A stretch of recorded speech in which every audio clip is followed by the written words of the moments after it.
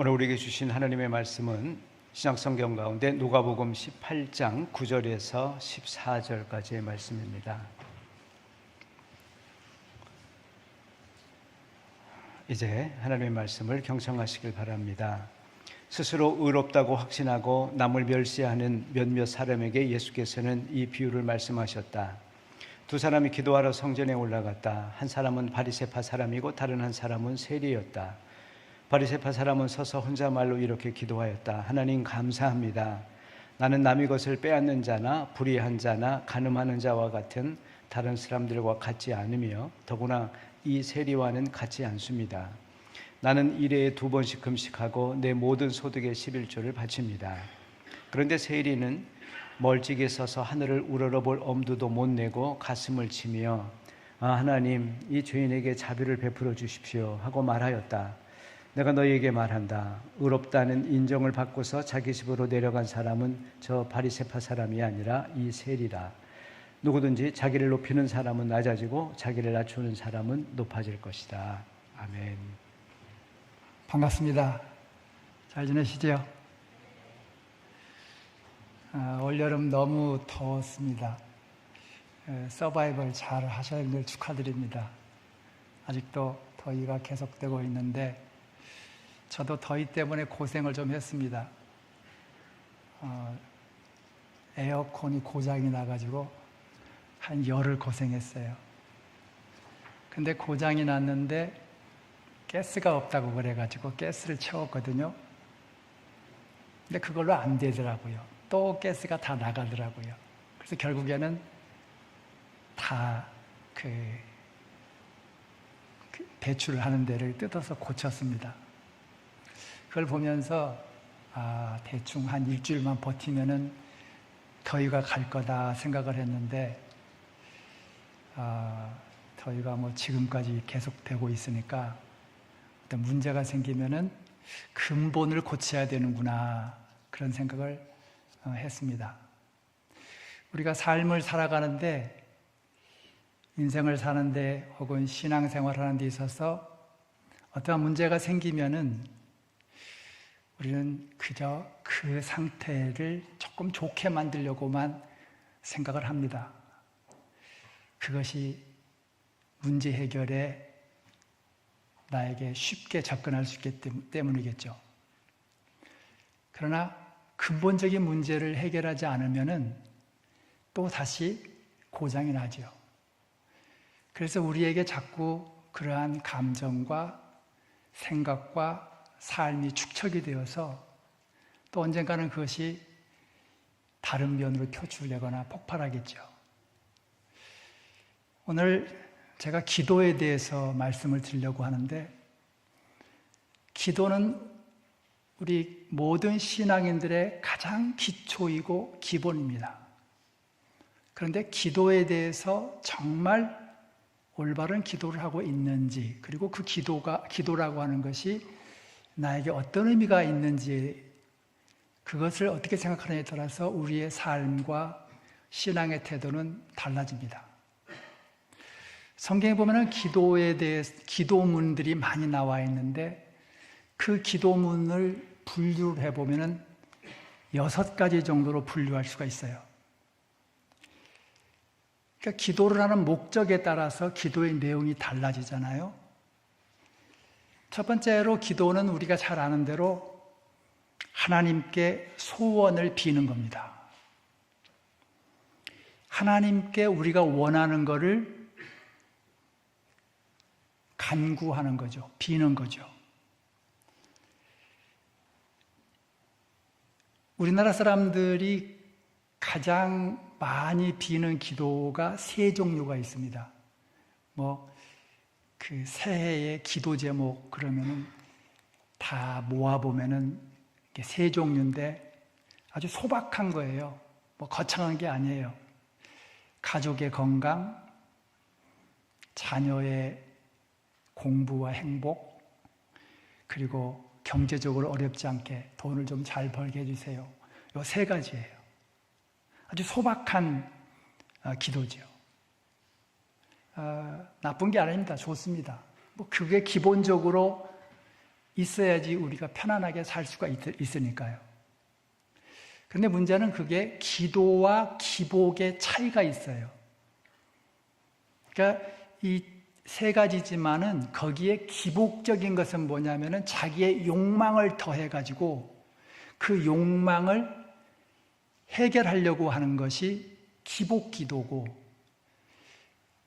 이것을 소박하게 그냥 기도를 드리는 것은 이러한 문제에 대해서 나의 마음을 비우고 하나님께서 인도하시는 삶을 살겠다라고 하는 것이 소박한 기도예요. 기복이 아니고.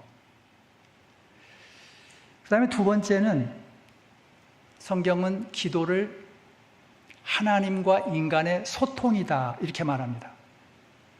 소통이라고 하는 것은 두 가지가 있습니다. 언어로, 말로 소통하는 거하고 비언어적 소통, 행동이나 마음으로 표현하는 소통이에요. 그러니까 사랑하는 사람에게 내가 널 사랑해 라고 말하면은 언어적 소통이죠. 5시 되면은 벌써 애가 한두 명 있어야 돼요. 그게 불과 30년 전, 1960년대, 70년 되니까 한 50년 전에 우리나라의 스탠다드예요. 25됐는데 지금도 헤매고 있는 이 상태가 이게 정상이 아니죠. 그런데 그때 그 사람들이 와가지고, 그 소녀들이 와가지고 울어요. 사모님 어떻게 해요? 저 희망이 없어요. 저희 집 너무 가난하고 저 초등학교도 제대로 졸업 못했어요.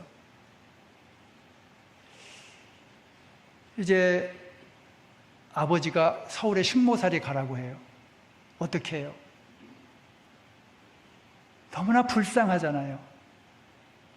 또 20살쯤 되었을 때 이제 결혼 얘기가 오가요. 친구들은 결혼하는데 본인은 결혼을 못해요. 집이 너무나도 가난하기 때문에. 옛날에 여자가 결혼하려면 최소한도로 이불 한 채는 해갔어요. 가장 미니멈이 이불 한 채 해가는 거예요. 근데 이불 한 채 해갈 돈이 없어요. 너무 가난해가지고. 옷이나 제대로 입었겠어요? 그 아이들이 와가지고 교회에 와서 철야기도 하고 새벽기도 하면서 울면서 기도해요. 하나님, 나 어떻게 해요? 근데 그때 그 어머니께서 걔네들 너무 불쌍해가지고 끌어안고 같이 기도하셔요.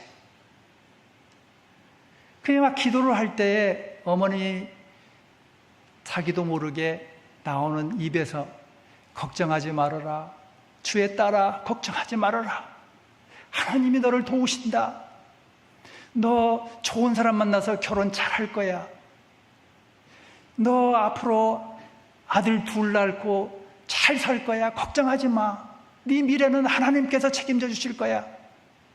그런 기도를 많이 해주셨어요. 그런데 그 기도를 받은 그 소녀들은 사모님이 나에게 예언 기도를 해줬다고 믿었어요. 근데 우리 어머님이 예언 기도할 수 있는 능력이 없으셔요. 그러면 제가 이렇게 있겠어요? 그 예언에 따라서 미래를 미리 바라보고 내가 살 수 있을 텐데, 너무나도 걔네들이 불쌍하고 하나님의 사랑이 그들에게 너무나도 필요해가지고 기도를 하면서 그런 기도를 해주셨어요. 그리고 그 소녀들은 그 믿음을 가지고 산 거예요. 어머님 장례식 때에 권사님이 오셨어요. 그러면서 그 권사님이 60대 중반 정도 되셨는데 울면서 그러셔요. 사모님이 나 그때 기도해 줬어요.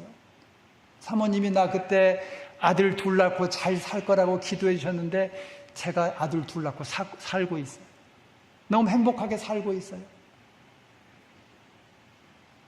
이게 미래에 대한 예언 기도로 받아들인 거죠. 여러분, 예언 기도라고 하는 것은 성경에서 예언자의 기도인데요. 이런 기도가 아니에요. 예언자들은 당시에 너무나도 부정하고 불의한 그 상황에서 하나님의 사랑과 정의가 이스라엘에 임하기를 원했어요. 그래서 불의를 비판하고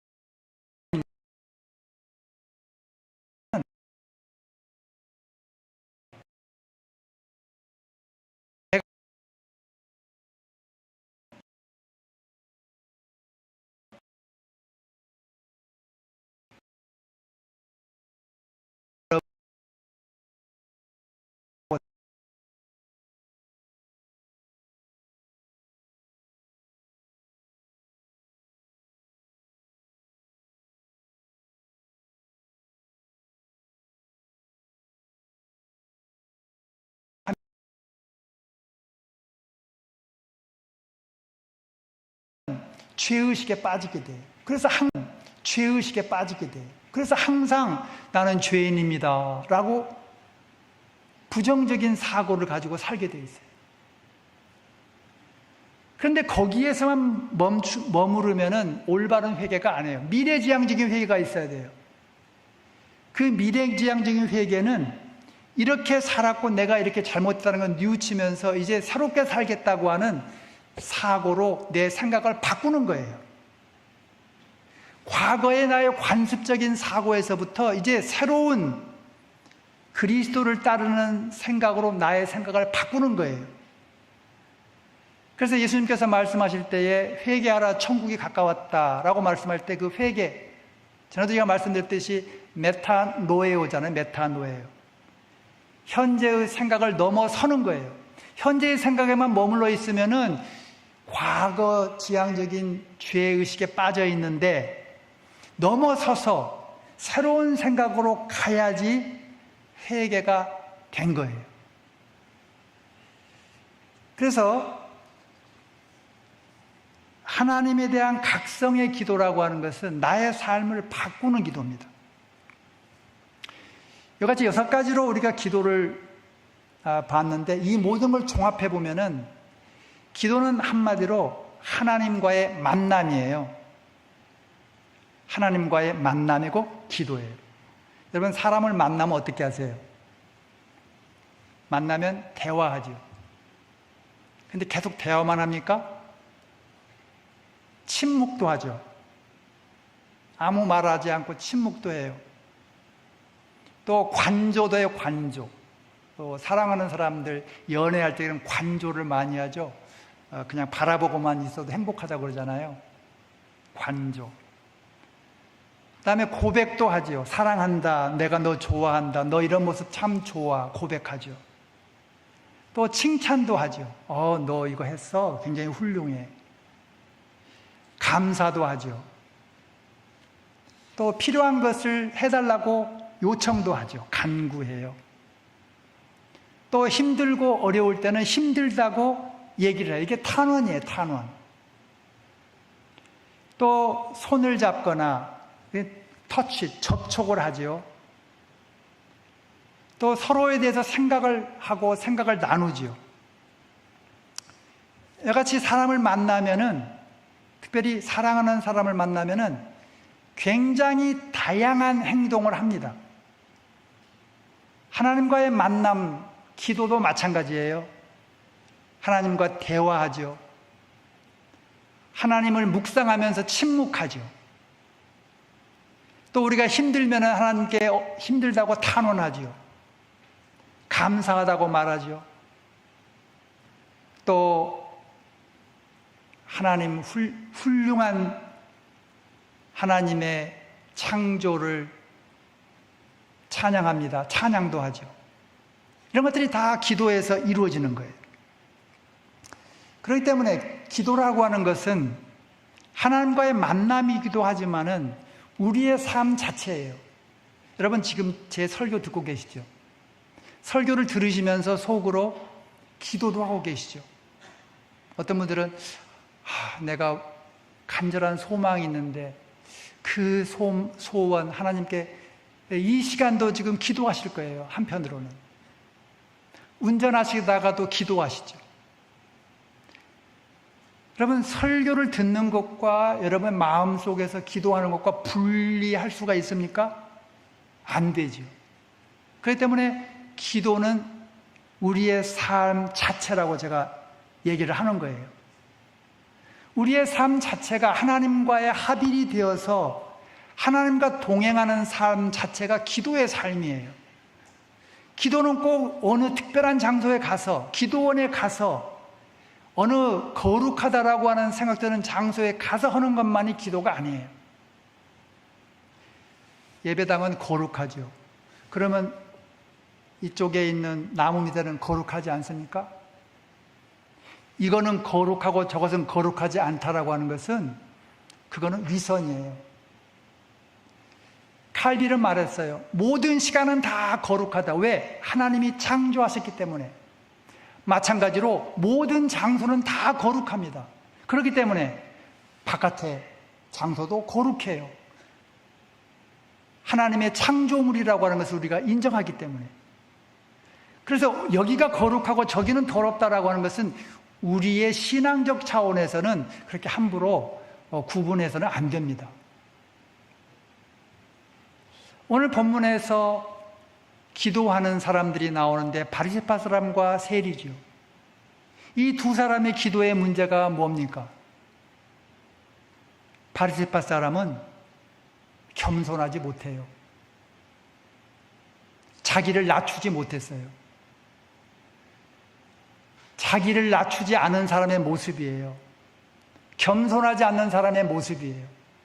그러나 세리는 자기를 낮췄어요. 여러분 다른 사람과 대화할 때에 자기를 높이는 사람과 대화하면 어디 기분이 좋아요? 기분 참 안 좋죠. 기분 참 도대체 저 사람 나를 뭘로 보는 거야? 지가 잘났다고 얘기하는 거야? 내가 못났다고 얘기하는 거야? 자기를 높이는 사람하고는 대화가 안 돼요. 대화하고 나서도 굉장히 속이 더럽고 찝찝해요. 그러나 자기를 낮추는 사람은 내가 뭔가 도와주고 싶어 하죠. 그리고 그 사람의 말을 들어주고 싶어 하죠. 기도도 마찬가지입니다. 우리 자신을 낮추는 것이 가장 기본되는 기도자의 자세입니다. 여러분의 그 기도, 자기를 낮추는 기도가 되기를 바랍니다. 마지막으로 하나님의 음성을 들었다라고 말하는데 그것은 상징적 표현입니다. 여러분, 하나님의 음성을 실제로 들으면 어떻게 되죠? 어디를 가야 돼요? 환청이에요. 환청이에요. 정신과 가서 약 먹어야 돼요. 실제로 음성을 들으면 안 돼요. 그런 상징적 표현이에요. 분명히 말씀드립니다. 기도라고 하는 것에 많은 오해가 있습니다. 여러분이 성경을 다시 읽으시면서 하나님께 우리의 삶 자체가 되는 기도를 올리기를 하나님의 이름으로, 주님의 이름으로 축원합니다. 기도하겠습니다. 주께 겸손히 우리의 마음을 열어놓고 기도를 드릴 때에 하나님 우리와 함께하여 주옵소서. 예수님의 이름으로 기도하옵나이다. 아멘.